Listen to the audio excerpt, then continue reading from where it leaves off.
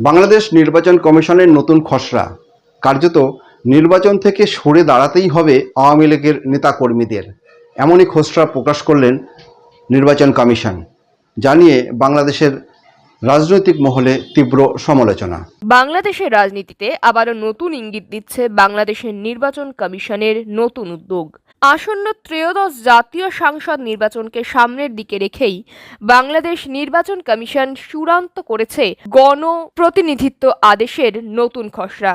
এতেই নতুন করে যুক্ত হতে চলেছে, আদালত থেকে কোনো ব্যক্তি পলাতক হলে তিনি আর প্রতিনিধিত্ব করতে পারবেন না বাংলাদেশের কোনো নির্বাচনে। 2024-এর গণ অভ্যর্থনের পর বিদেশে পালিয়ে যাওয়া বা আত্মগোপন করা আওয়ামী লীগের বহু শীর্ষ নেতা কার্যত অংশগ্রহণ করতে পারবে না জাতীয় সংসদ নির্বাচনে। এদের মধ্যে রয়েছে শেখ হাসিনা, তার বোন শেখ রেহানা সহ বহু আওয়ামী লীগের নেতা।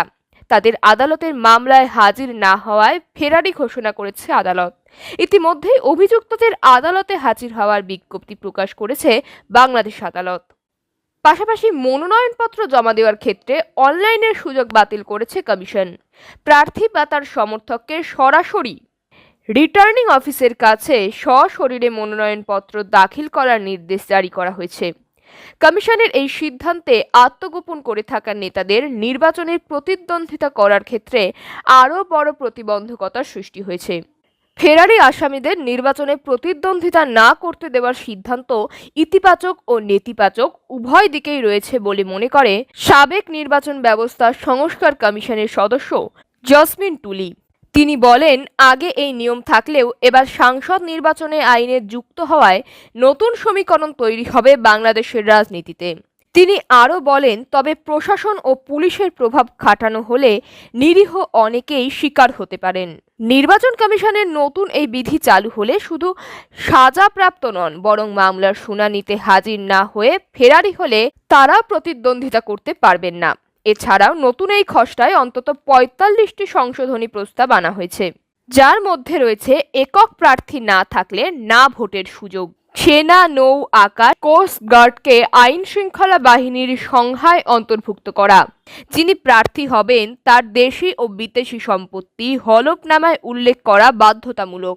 এই তথ্য মিথ্যে হলে সাংসদের সদস্য পদ বাতিল করা হবে। পাশাপাশি জামানত 20,000 থেকে বাড়িয়ে 50,000 টাকা করার প্রস্তাব রয়েছে খসড়ায়। এছাড়াও নিজের সংসদীয় এলাকার ভোটারকেই নির্বাচনী এজেন্ট করার শর্ত।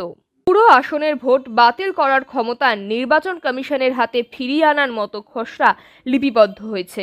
নির্বাচন কমিশনের এই খসড়া এবার আইনসভায় পাঠানো হবে, যা অধ্যাদেশ হিসাবে জারি হলেই কমিশনের এই বিধানগুলি কার্যকর হবে, যা আওয়ামী লীগের পলাতক নেতাদের ওপর সরাসরি প্রভাব ফেলবে বলেই মত রাজনৈতিক বিশেষজ্ঞদের। ব্যুরো রিপোর্ট, সময়ের বার্তা ডিজিটাল।